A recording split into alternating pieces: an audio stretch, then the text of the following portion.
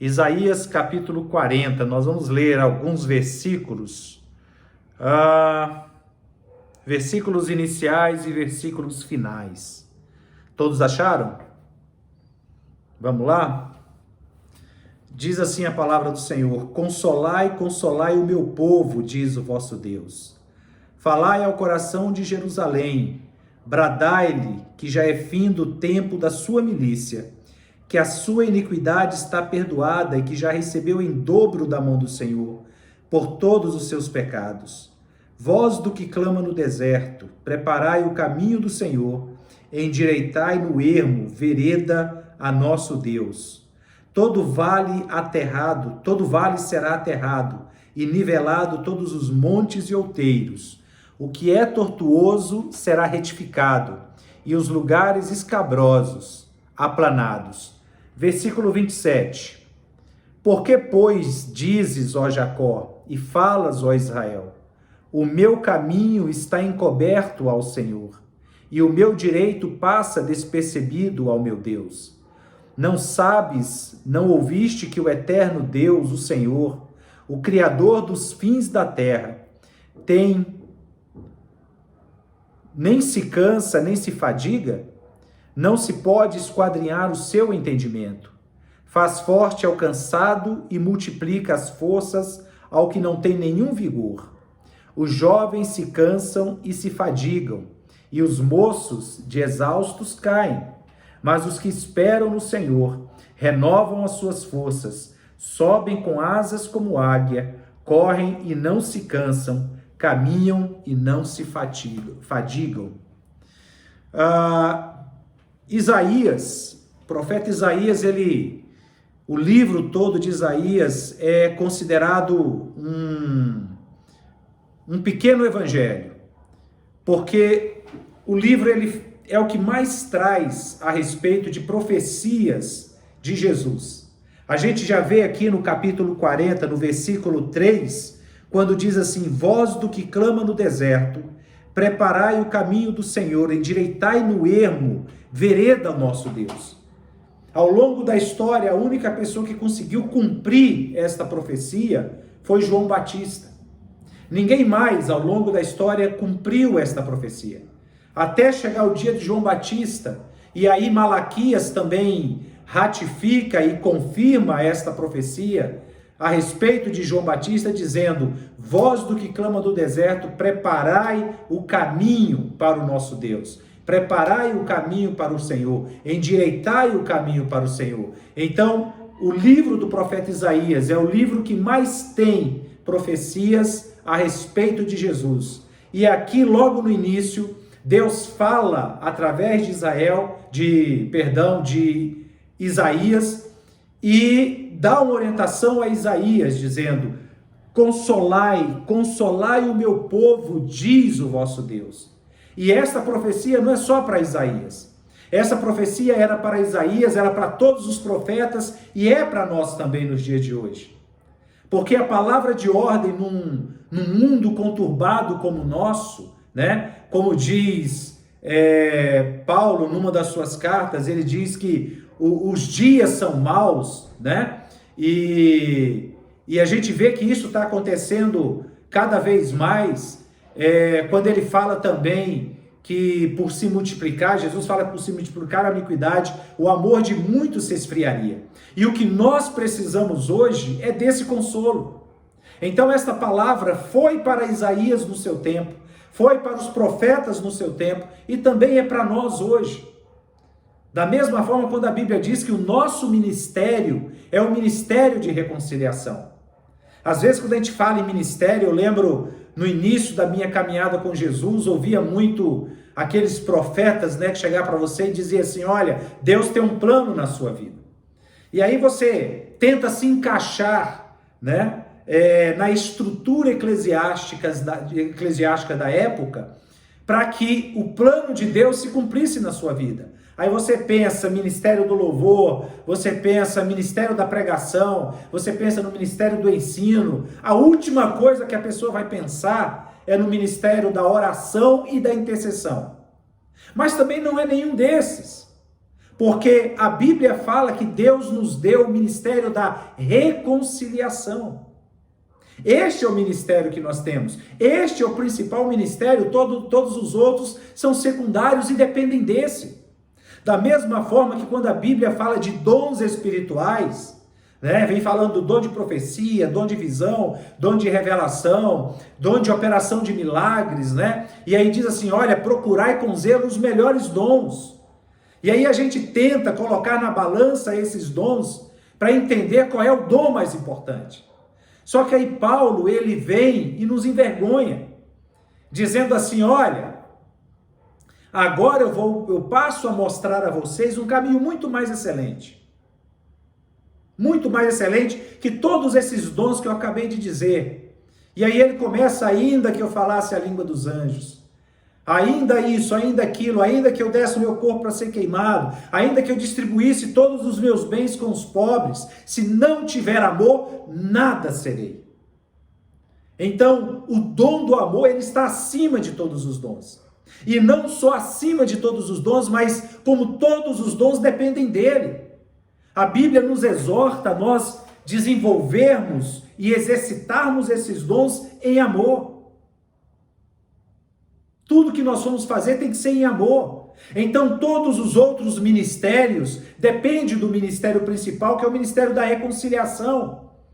Então se você vai ministrar o evangelho, o sentido da ministração tem que ser a reconciliação. O objetivo da ministração tem que ser a reconciliação. Se você vai orar, o tema principal tem que ser a reconciliação do homem com Deus e do homem com o outro, do homem com o seu próximo. Sempre você vai ter como centro a reconciliação. E aí quando você vem para esse texto de Isaías que nós acabamos de ler, que fala, consolai, consolai o meu povo. Esta é a mensagem para todos nós. Esta é a orientação de Deus para todos nós. Que nós possamos exercer esse ministério, o ministério da consolação, unido ao ministério da reconciliação, e ele diz, consolai, consolai o meu povo, diz o Senhor Deus. E aí ele fala individualmente, ele fala das pessoas, ele fala para consolar as pessoas, aí ele segue no versículo seguinte, dizendo, falai ao coração de Jerusalém. Ele passa da pessoa e vai para a nação. E esta expressão, falar ao coração de Jerusalém, é falar ternamente, é falar com amor, é falar com a fala temperada com sal. Aquilo que a Bíblia diz que não deixe sair da sua boca nenhuma palavra torpe, mas somente aquela que promova a edificação. Isto é falar, como diz aqui, falai ao coração de Jerusalém. Isso é falar ternamente. E essa mensagem, esta exortação é para todos nós. É você exercer esse ministério da reconciliação, é você exercer o ministério da consolação. Porque os dias são maus. Por se multiplicar a iniquidade, o amor de muitos se esfriaria. E é isso que nós temos visto ultimamente. Como a era glacial, ela retornou. Se não visivelmente, né? Nos corações. A gente percebe que as pessoas estão cada vez mais frias. A gente percebe que as pessoas estão cada vez mais indiferentes umas com as outras. A vida já não tem valor nenhum.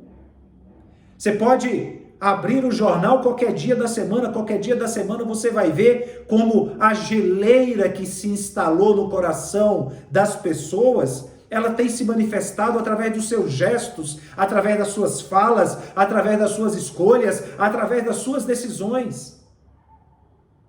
As pessoas se esqueceram dessa exortação que foi dita lá a Isaías, há mais ou menos 800 anos atrás. Da mesma forma, quando Isaías chega no capítulo 53, que ele vai profetizar a respeito de Jesus, ele começa orando a Deus, dizendo assim, Senhor, quem creu em nossa pregação? E a quem foi revelado o braço do Senhor?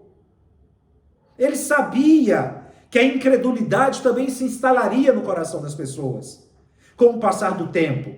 Quando Jesus fala a respeito da parábola do juiz iníquo, daquela senhorinha que insistiu com um juiz que não temia a Deus, que não temia homem algum, para que ele olhasse para a causa dela, para que ele atendesse a causa dela, e depois de muita insistência, ele acabou atendendo, não porque temia a Deus, nem porque temia homem algum, mas pela insistência daquela mulher. E aí Jesus conclui dizendo assim: olha, quando o Filho do Homem vier à terra, ainda achará fé? Ainda encontrará pessoas que acreditam, que creem? Olha o eco do clamor, da oração de Isaías há 800 anos atrás, quando no capítulo 53 ele diz: Senhor, quem creu em nossa pregação? As pessoas não creem mais. Da mesma forma que ao longo da história surgiram a psicologia, a psicanálise e a psiquiatria para dar resposta às angústias do homem, para dar resposta às perturbações humanas, às doenças mentais e emocionais, deixando de lado o evangelho, deixando de lado aquilo que Jesus sempre ensinou. Hoje em dia nós estamos vendo o evangelho disputando espaço, entre aspas, porque o evangelho não disputa espaço com ninguém, com nada, ele tem o seu espaço cativo, ele é absoluto. Você vê o evangelho disputando espaço com os coach. Hoje agora tudo é coach. Os pastores estão se especializando em coach, em técnicas de coach, para manipular auditórios, para manipular as pessoas, para mexer com o emocional das pessoas. E quem sabe até ganhar um dinheirinho extra em palestras de coach. As pessoas estão abandonando as fontes das águas vivas e bebendo águas de cisternas rotas, trocando Jesus pelo coach, trocando o evangelho por palavras positivas, palavras de estímulo, e o evangelho tem ficado para trás. E a gente vê o eco de Isaías, quem creu em nossa pregação e a quem foi revelado o braço do Senhor. Porque nós preferimos confiar no braço de carne do que no braço do Senhor. E esse texto ele fala sobre isso.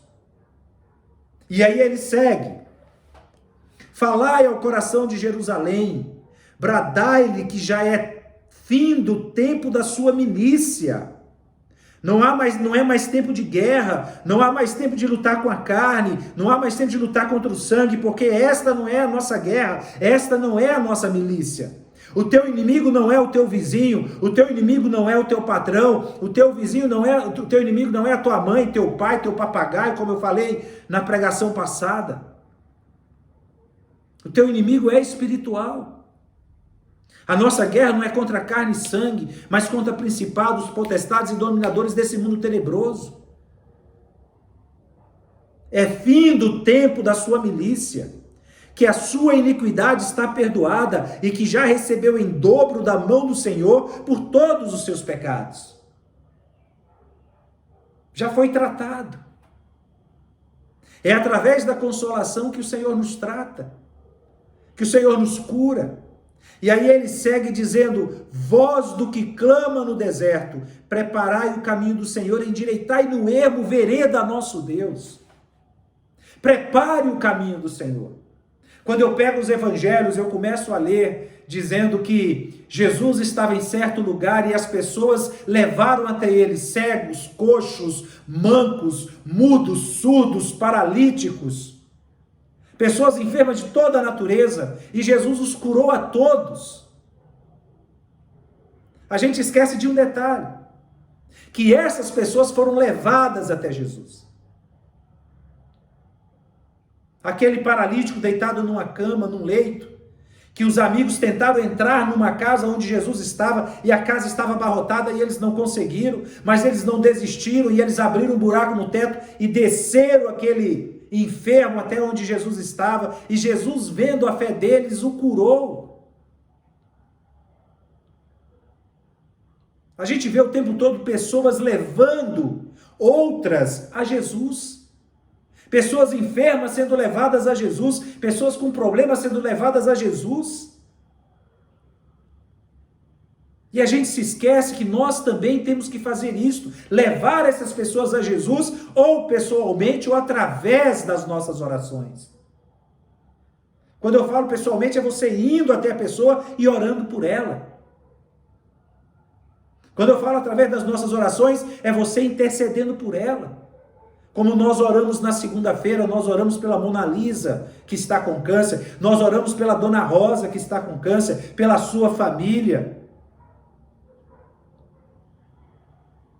Nós levamos essas pessoas até Jesus em oração. E aqui ele está dizendo, voz do que clama no deserto, preparai o caminho para o vosso Deus. É nossa missão preparar o caminho no coração das pessoas para Jesus entrar. E nós não passamos de uma voz que clama no deserto da alma, no deserto do ser, na situação árida e seca que a pessoa está vivendo. E não precisamos ser mais do que isso, apenas uma voz que clama no deserto. É só isso. Quando perguntaram para Jesus, para João Batista, tu és o Cristo? Ele não. Quem és tu então? Apenas uma voz que clama no deserto. Uma voz que clama no deserto. Não precisamos ser nada além que isso. Uma voz que clama no deserto da alma das pessoas, no deserto da vida das pessoas. Aí ele diz assim, olha, quando isso acontecer, vocês prepararem caminhos na vida dessas pessoas, para que elas tenham um relacionamento com Deus, intimidade com Deus. Ele diz assim, olha, todo vale será aterrado. Sabe, os momentos de depressão da pessoa,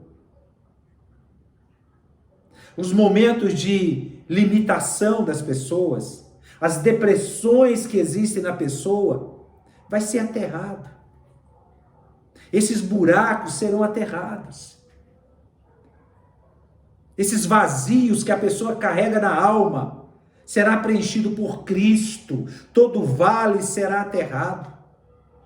E nivelados todos os montes e outeiros, ou seja, aqueles momentos de altivez que a pessoa tiver, aqueles momentos de orgulho, de vaidade, de autojustiça, de justiça própria. Ele está dizendo aqui, ó, todos os montes e outeiros serão nivelados, ou seja, isso vai ser jogado por terra. Porque Deus resiste ao soberbo, mas dá graça aos humildes. E aí a gente vai lá para o versículo 27, que diz, porque, pois, dizes, ó Jacó, e falas, ó Israel, vocês têm recebido consolo. Os vales e outeiros, os vales têm sido aterrados e os outeiros têm sido nivelados na vida de vocês, ou seja, vocês estão passando por um processo de conformidade com o meu evangelho, de conformidade com os atributos de Deus. O tempo da milícia já acabou. Nesta guerra não tereis que pelejar, porque a guerra é do Senhor. Pertence ao Senhor, e a gente vai ver isso aqui nesse texto, que isso fala de confiança, que isso fala de espera, saber que o Senhor age na sua vida, saber que o Senhor opera na sua vida. E aí Jesus até diz, através de uma parábola, não fará justiça o Senhor àqueles que lhe clamam dia e noite, ainda que os faça esperar. Olha tudo que está acontecendo aqui, consolai o meu povo. Vem dizer que você não tem recebido consolação. Vem dizer que os outeiros não têm sido nivelados e os montes, os vales aterrados na sua vida. Vem dizer que Deus não tem tratado contigo. Aí você chega aqui no versículo 27 e você ouve a advertência de Deus, a exortação de Deus, dizendo assim: depois de tudo isto, porque pois dizes, ó Jacó, e falas, ó Israel, o meu caminho está encoberto ao Senhor, ou seja, Deus não vê, Deus não repara, Deus não nota, Deus não está nem aí com a minha dor e o meu sofrimento, com as minhas angústias. Depois de tudo isso, você ainda questiona Deus, dizendo que Deus não conhece o teu caminho? O meu caminho está encoberto ao Senhor, e o meu direito passa despercebido ao meu Deus. Na pregação a respeito da árvore plantada, né, junto a ribeiros de água, Salmo 1, nós aprendemos ali que o caminho do justo o Senhor conhece. O Senhor conhece o caminho do justo, mas o caminho do ímpio perecerá. Nós vimos lá, nós lemos lá. Então como é que eu vou ter coragem de orar ao Senhor e dizer que Ele não está me vendo? De orar ao Senhor e dizer que o Senhor não conhece o meu caminho, não conhece o meu coração, não conhece por onde a minha mente tem andado, tem viajado, os meus pensamentos, no que eu tenho pensado, no que eu tenho acalentado no coração. Por quê? Porque, pois, dizes, ó Jacó, e aí coloca teu nome aí, porque, pois, dizes, ó Jacó, e falas, ó Israel, o meu caminho está encoberto ao Senhor, o meu direito passa despercebido ao meu Deus. Deixa eu te dizer uma coisa, eu já falei a respeito dos Salmos, e falo a respeito de toda a Bíblia, toda vez que ela me trouxer alguma coisa que não está de acordo com o Evangelho de Jesus, eu digo não, não é assim. Quando eu leio o livro dos Salmos e vejo lá, persegui meus inimigos e os alcancei, eu digo não. Eu não persigo meus inimigos. Quando diz só voltei depois de tê-los destruído, eu digo não. Não quero a destruição dos meus inimigos, muito pelo contrário, quero que sejam abençoados. E eu discuto com a Bíblia, eu debato com a Bíblia. E aí eu chego nesse versículo aqui, que diz assim: o meu caminho está encoberto ao Senhor e o meu direito. Que direito? Eu não tenho direito. Você não tem direito. Que direito?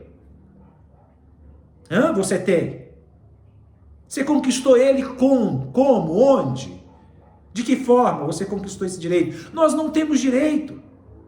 Nós temos obrigações. Obrigação de amar. Obrigação de perdoar. Obrigação de ajudar. Direito? Não. Quando eu entro num restaurante para fazer uma refeição, eu agradeço ao Senhor pelo privilégio de estar ali. Aí alguém poderia dizer assim: mas é seu direito, você trabalhou, você conquistou o direito de estar dentro desse restaurante. Eu falo: não, não é direito, é privilégio. Porque muita gente não pode estar aqui. Não é direito, é privilégio. Quando eu faço uma viagem, eu agradeço ao Senhor pelo privilégio de poder viajar. Quando eu tenho condições de comprar alguma coisa para minha família, eu agradeço ao Senhor pelo privilégio de ter acesso a recursos. Não é direito, é privilégio. É um privilégio. Da mesma forma que eu digo não, eu não tenho direito nenhum. Diante de Deus eu não tenho direito nenhum. Eu tenho obrigações. Eu só tenho obrigações. E o meu direito passa despercebido ao meu Deus. Da onde que eu vou cobrar de Deus o meu direito? Eu sou verme. Eu sou poeira. Eu sou vermezinho de Jacó. Minhoquinha. É isto que eu sou. Estou falando de mim. Estou falando de mim. Cada um se enxergue como queira. Estou falando de mim. Eu sou o vermezinho de Jacó. Como diz esse mesmo texto, mesmo capítulo. Que nós somos como a erva.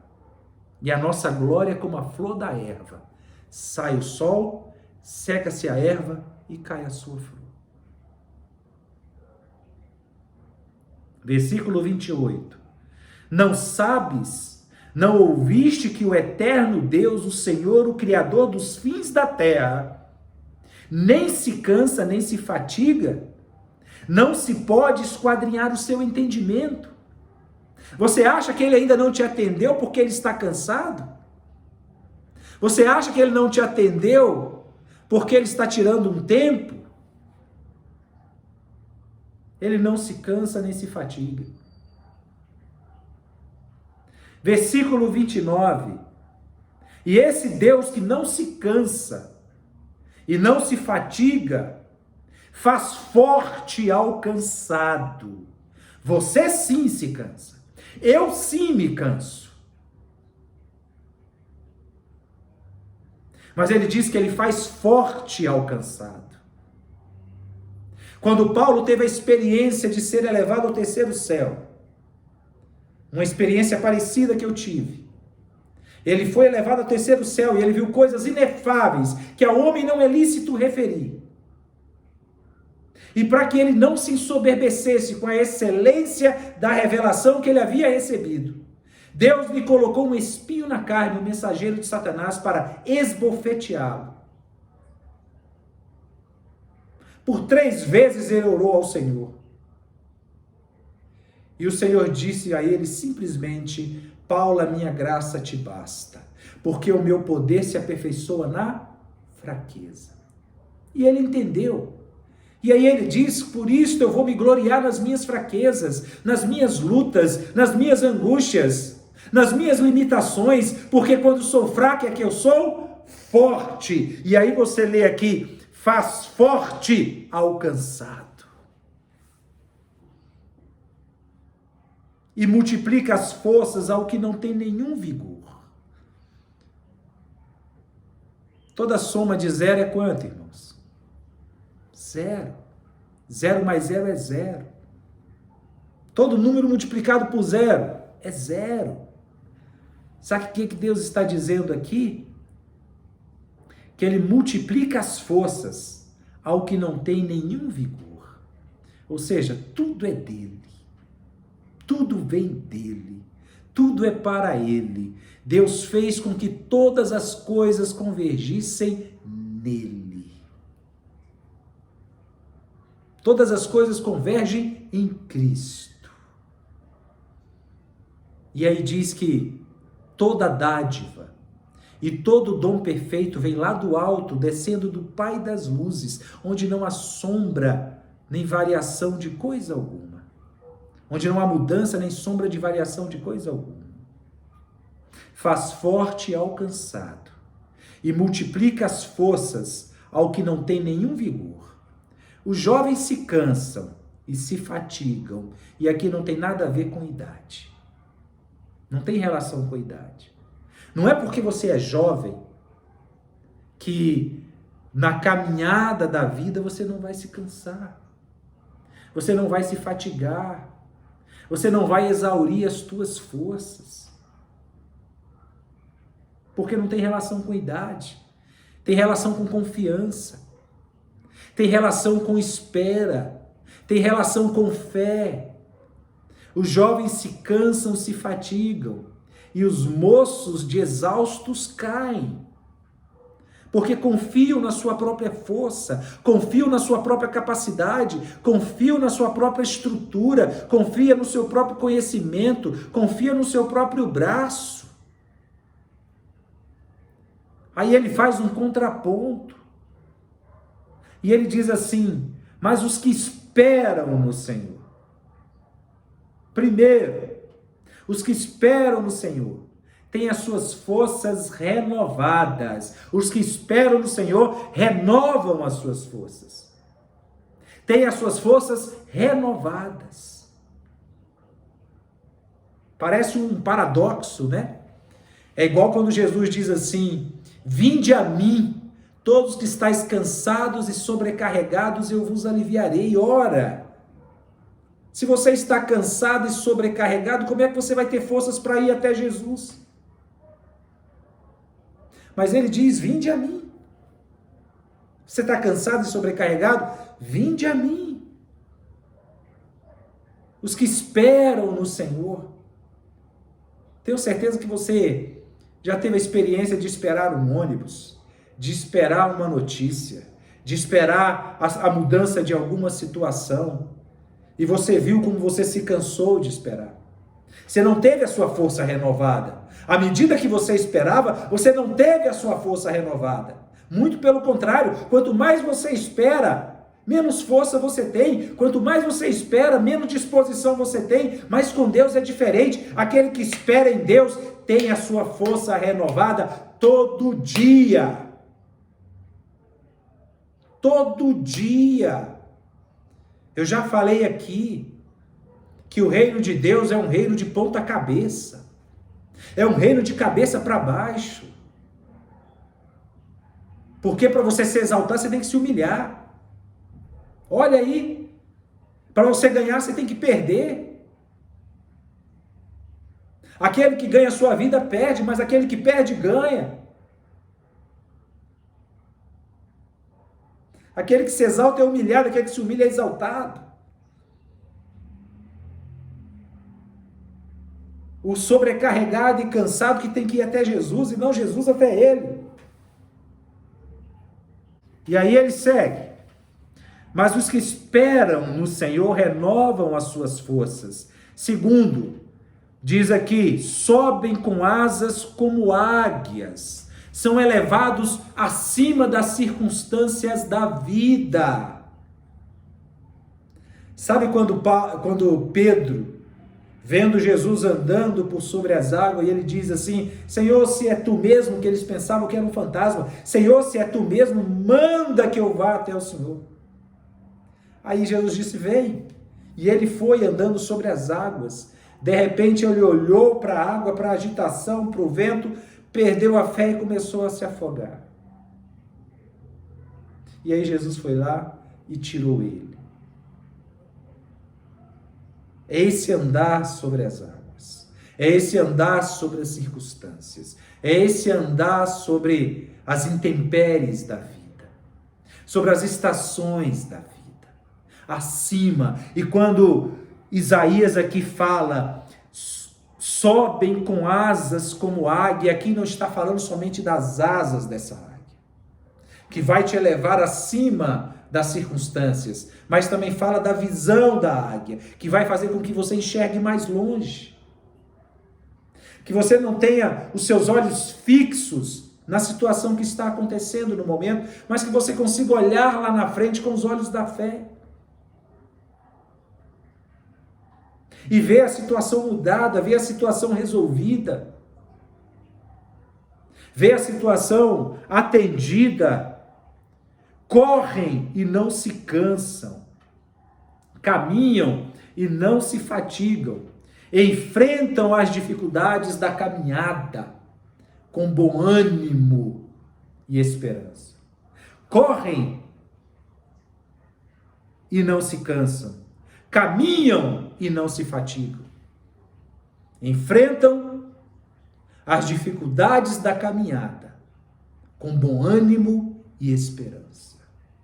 Correm e não se fatigam, caminham e não se cansam.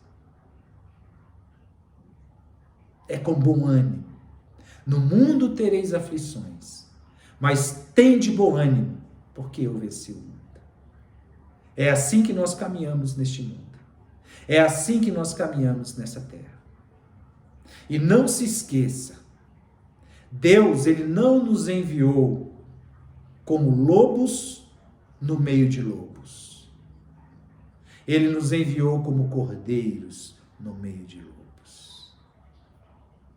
O tempo da sua milícia acabou. O tempo da sua milícia acabou. Viu? Acabou. E aí, para finalizar, no mesmo capítulo 40, no versículo 10, diz assim: eis que o Senhor Deus virá com poder, e o seu braço dominará. Eis que o seu galardão está com ele, e diante dele a sua recompensa. Amém? Finalizo aqui com esse texto, dizendo a você que aquele que espera no Senhor tem as suas forças renovadas, são elevados acima das circunstâncias da vida e enfrentam as dificuldades da caminhada com esperança e bom ânimo. Mas aquele que espera no Senhor, lembre-se que o Senhor não se cansa nem se fadiga. Não dorme e nem dormitará o guarda de Israel. Amém? Graças a Deus.